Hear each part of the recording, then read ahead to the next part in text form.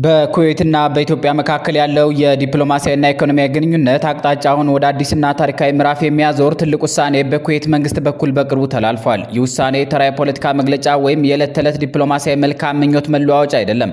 ይልቁንም በሁለቱ ሀገራት መካከል ያለውን ዘላቂ ትስስር ወደ ላቀ ደረጃ የሚያሸጋግርና በሁለቱም ወገኖች ዘንድ ከፍተኛ የፖለቲካና ኢኮኖሚ ትርጉም ያለው ክስተት ነው። የኩዌት የሀገር ውስጥ ሚኒስቴር ሰሞኑን ይፋ ያደረገው አዲስ መመሪያ በመላው ዓለም በተለይም በስደት ሰራተኞች መብት፣ ደህንነትና ስምሪት ዙሪያ ላይ ሌሊትና ቀን ለሚደክሙ ዓለም አቀፍ ድርጅቶችና መንግስታዊ አካላት ትልቅ መነጋገሪያ አጀንዳ ሆኖ ሰንብቷል። ኩዌት ከኢትዮጵያ ጨምሮ ከ10 ሀገራት ብቻ የቤት ሰራተኞችን በህጋዊ መንገድ ለመቅጠርና ያንንም ለማድረግ መወሰኗን ይፋ ማድረጓ በስደት ሰራተኞች ገበያ ላይ ትልቅ መናወጥን የፈጠረ ብስራት ነው። ይህ ውሳኔ በድንገት የተከሰተ ሳይሆን ከጀርባው በርካታ የፖለቲካ የስትራቴጂና የኢኮኖሚ እውነታዎችን ያዘለ በመሆኑ ጉዳዩን በጥልቀትና በዝርዝር መመልከት እጅግ አስፈላጊ ነው። ይህ አዲስ መመሪያ የወጣው በዘርፉ ለረጅም ዓመታት ሲታዩ የነበሩትን ከፍተኛ የቁጥጥር ክፍተቶች ለመሙላትና በህገወጥ ደላሎችና ደካማ ኤጀንሲዎች አማካኝነት በየመንገዱ የሚፈጸሙትን አሰቃቂ የሰዎች ዝውውርና የሰብአዊ መብት ጥሰቶችን ለመግታት የተወሰደ ስልታዊ እርምጃ ነው። ውሳኔው በተለይ ለኢትዮጵያና ለዜጎቿ የሚሰጠው የኢኮኖሚ ዕድል እጅግ ሰፊ ሲሆን በዚያው ልክ በሀገር ውስጥ ባሉ አስፈጻሚ አካላት ላይ የሚጥለው ኃላፊነት ቀላል የሚባል አይደለም። ይህን ታላቅ የዲፕሎማሲና የቅጥር ውሳኔ በጥልቀት ለመረዳትና ጥቅሙን ለመተንተን መጀመሪያ የኩዌትን አጠቃላይ ኢኮኖሚ ፕሮፋይል፣ ያላትን አቅምና ያደገ የፋይናንስ ቁመና በውል ማወቅ ተገቢ ነው።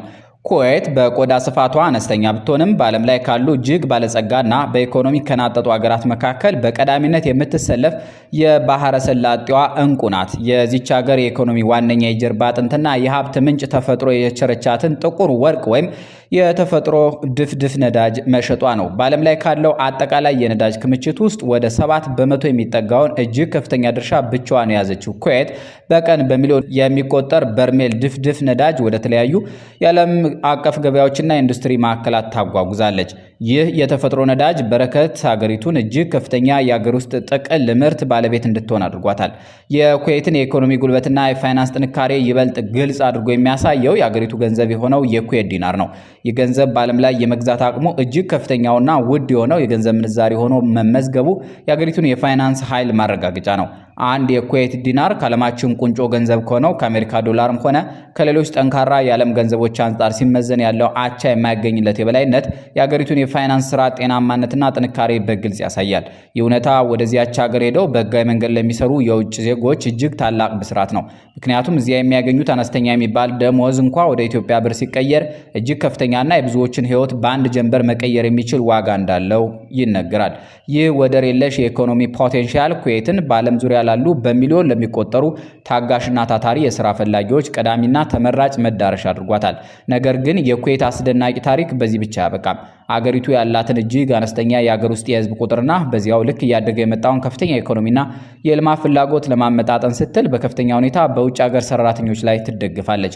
በአሁኑ ጊዜ በኩዌት ካለው አጠቃላይ የህዝብ ቁጥር ውስጥ አብዛኛው ክፍል የውጭ ሀገር ዜጎች መሆናቸው የአገሪቱ የዕለት ተዕለት የኢኮኖሚ እንቅስቃሴ፣ የኮንስትራክሽን መሰረተ ኢንፍራስትራክቸር ልማትና የቤት ውስጥ አገልግሎት ዘርፍ ሙሉ በሙሉ በሚባል ደረጃ በስደት ሰራተኞች ትከሻ ላይ ተመሰረተ መሆኑን በተጨባጭ ያሳያል። ወደ ኢትዮጵያውያን ስደተኞችና የስራ ስምሪት ታሪክ ስንመለስ እስካሁን ድረስ ምን ያህል የኢትዮጵያ ሰራተኞች ወደ ባህረ ሰላጤው ሀገራት በተለይም ወደ ኩዌት እንደሄዱና አሁን ላይ በዚህ ሀገር ውስጥ ምን ያህል እንደሚገኙ የሚያሳዩ ግልጽ የሆኑ ታሪካዊ መረጃዎችና ማስታወሻዎችን ማቀናጀት ይቻላል። ባለፉት 2 እና 3 አስርት ዓመታት ውስጥ በ10 ሺዎች የሚቆጠሩ ኢትዮጵያውያን በተለይም ወጣት ሴቶች የተሻለ ህይወትና ተመሳሳይ ሁኔታዎችን ፍለጋ የቤተሰቦቻቸውን የኑሮ ቀንበር ለማቃለል በቤት ሰራተኝነት ሙያ ወደ ኩዌት ተጉዟል።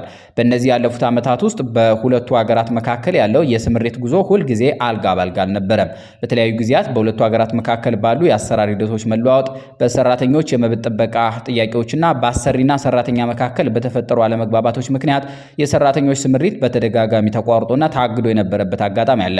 ሆኖም ግን በሀገር ውስጥ ካለው የስራ አጥነት ጫናና ከዲናሩ የመግዛት አቅም የተነሳ ወደ ኩዌት የመሄድ ፍላጎትና ጉጉት በዜጎች ዘንድ መቼም ቢሆን ቀንሶ አያውቅም። የኢትዮጵያ መንግስት በተለያዩ ጊዜያት የዜጎችን መብት ክብርና ደህንነት ለማስከበር ሲል ጥብቅ የጉዞ እገዳዎችን በጣለባቸው አስቸጋሪ ወቅቶች እንኳ ሳይቀር ብዙዎች አደገኛውን የበረሃና የባህር ጉዞ በመምረጥ በህገወጥ መንገድና በጎረቤት ሀገራት በኩል ድንበር አቋርጠው ወደ ኩዌት የገቡበት አጋጣሚ የቅርብ ጊዜ ትዝታ ነው። አሁን ባለው ተጨባጭና ወቅታዊ መረጃ መሰረት በኩዌት ውስጥ በህጋዊም ሆነ በህገወጥ መንገድ የሚኖሩና ሌሊትና ቀን የሚደክሙ ኢትዮጵያውያን ቁጥር በብዙ ሺዎች የሚቆጠር ነው። እነዚህ ወገኖቻችን በአብዛኛው በቤት ውስጥ ስራ፣ በሆቴል አገልግሎትና መስተንግዶ፣ በጽዳትና በድርጅቶች ጥበቃ እንዲሁም በተለያዩ የአገልግሎትና የችርቻሮ ንግድ ዘርፎች ላይ በሰፊው ተሰማርተው ይገኛሉ። የአዲሱ የኩዌት መንግስት መመሪያ ደግሞ ቀደም ሲል የነበሩትን ውጣ ውረዶች፣ ስጋቶችና በድብቅ የመጓዝ አሰራሮችን በከፍተኛ ደረጃ በመቀየር የሰራተኞችን ቁጥር በህጋዊና ሰላማዊ መንገድ በከፍተኛ ደረጃ ሊያሳድገው እንደሚችል በዘርፉ ባለሙያዎች ዘንድ በልበ ሙሉነት ይገመታል።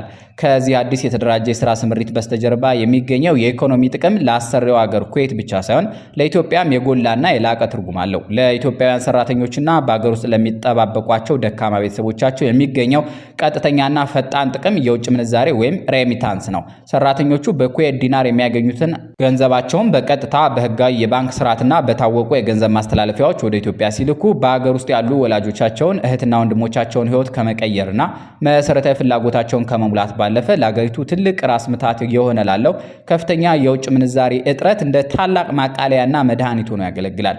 በአሁኑ ጊዜ የኢትዮጵያ መንግስት የውጭ ምንዛሬ ግኝትን ለማሳደግና የማክሮ ኢኮኖሚ መረጋጋትን ለመፍጠር በርካታ መዋቅራዊ ማሻሻያዎችን እያደረገ ይገኛል። በዚህ ወሳኝ ጊዜ እንዲህ አይነት ህጋዊ የተደራጁና በመንግስት የሚመሩ የስራ ዕድሎች በአስፈላጊ ሁኔታ መፈጠራቸው በየዓመቱ በሚሊዮን የሚቆጠሩ ዶላሮች ወደ አገር ውስጥ በሰላማዊ መንገድ እንዲገቡ ትልቅ የልማት በር ይከፍታል። ለራሳቸው ለሰራተኞቹም ቢሆን በባዕድ ሀገር ጥርሳቸውን ነክሰው በአጭር ዓመታት ውስጥ ሰርተው ያጠራቀሙትን ጠንካራ ገንዘብ ወደ ሀገር ውስጥ በመላክ ወደፊት ወደ ትውልድ ቀያቸው ሲመለሱ የተሻለና ትርፋማ የንግድ ስራ ለመጀመር፣ ዘመናዊ መኖሪያ ቤት ለመስራት ወይም ገዝተው ለመኖር እንዲሁም የቤተሰቦቻቸውን የኑሮ ደረጃና ማህበራዊ ክብር ለማሻሻል ትልቅና የማይናወጥ መሰረት ይሆንላቸዋል።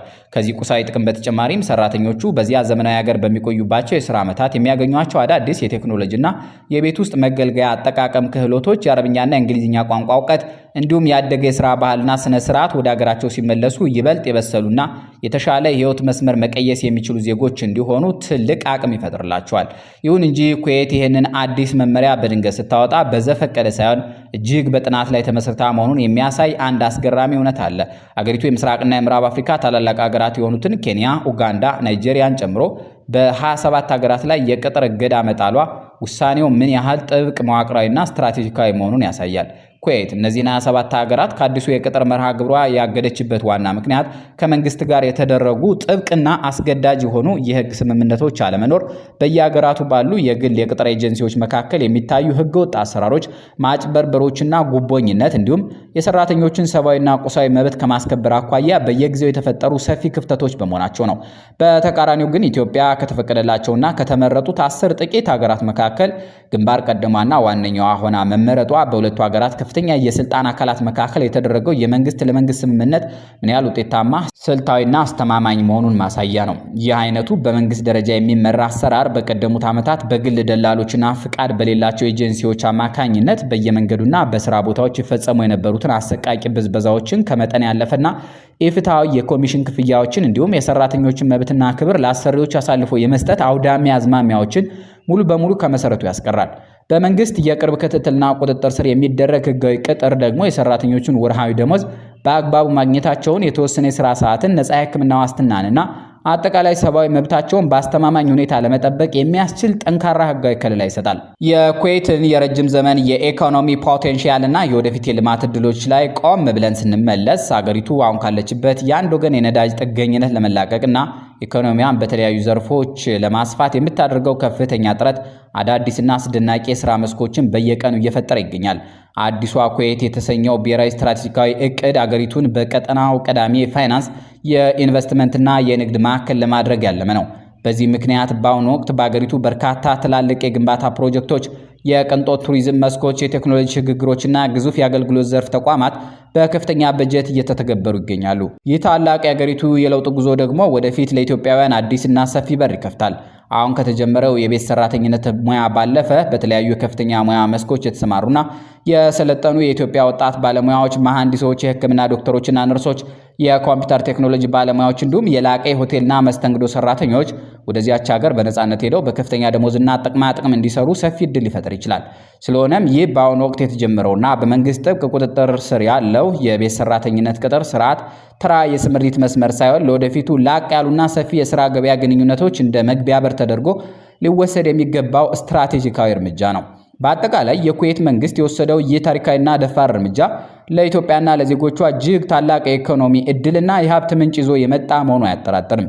ይሁን እንጂ ይህ እድል ሙሉ በሙሉ ስኬታማ እንዲሆን ከተፈለገ የኢትዮጵያ መንግስት የሰራተኛና ማህበራዊ ጉዳይ ሚኒስቴር እንዲሁም ሌሎች የሚመለከታቸው ባለድርሻ አካላት ዜጎች ከአውሮፕላን ማረፊያ ከመነሳታቸው በፊት ተገቢውን ጥራት ያለው የሙያ ስልጠና፣ የኮሙኒኬሽንና የቋንቋ እውቀት እንዲሁም ስለ ባህረ ሰላጤው ሀገራት ባህልና ሕግ በቂ ግንዛቤ የሚያገኙበትን ስልጠና በስፋትና በጥራት መስጠት ይኖርባቸዋል። ሰራተኞች ወደ ውጭ ሀገር ከመጓዛቸው በፊት በሕግ የተሰጣቸው መብቶቻቸውንና በዚያው ልክ ከአሰሪዎቻቸውና ከሀገሪቱ ሕግ የሚጠበቅባቸውን ግዴታቸውን ጠንቅቀው አውቀው ሲጓዙ በስራ ቦታዎች ላይ በግንኙነት እጥረት ሳቢያ የሚፈጠሩ አላስፈላጊ አለመግባባቶችና ግጭቶች በከፍተኛ ደረጃ ይቀንሳሉ። ይህ ደግሞ የራሳቸውን ሰላም ከመጠበቁ ባለፈ የሀገራቸውን የኢትዮጵያን መልካም ስምና ክብር በዓለም ላይ ያስጠብቃል። ይህንን ሰፊና ድንቅ የኢኮኖሚ ፖቴንሻል በብልሃት በእውቀትና በቅንጅት በአግባቡ መጠቀም ከተቻለ በሚቀጥሉት ጥቂት ዓመታት ውስጥ በሁለቱ ታሪካዊ ሀገራት መካከል ያለው የህዝብ ለህዝብ ትስስርና የኢኮኖሚ ዲፕሎማሲ ግንኙነት ከመቼውም ጊዜ በላይ ጠንካራና የማይናወጥ መሰረት ላይ እንደሚቀመጥ ምንም ጥርጥር የለውም። እያደገ የመጣውንና የዓለማችን ቁንጮ የሆነውን የኩዌትን የፋይናንስ አቅም እንዲሁም የኢትዮጵያን ሰፊ ታታሪና ወጣት የሰው ኃይል በአግባቡ በማጣመር ሁለቱንም ወገኖች እኩል ተጠቃሚ የሚያደርግና የዜጎችን ክብር የሚያስጠብቅ ዘላቂ ስርዓት መዘርጋቱ የዚህ ታሪካዊ ውሳኔ ትልቁና ታላቁ ስኬት መሆን አለበት። ክቡራትና ክቡራን የኢትዮጵያ ልጆች ወደ ኩዌት እየተጓዛችሁ ከሆነ አስተያየት መስጫው ላይ ይህን ነገር ንገሩን።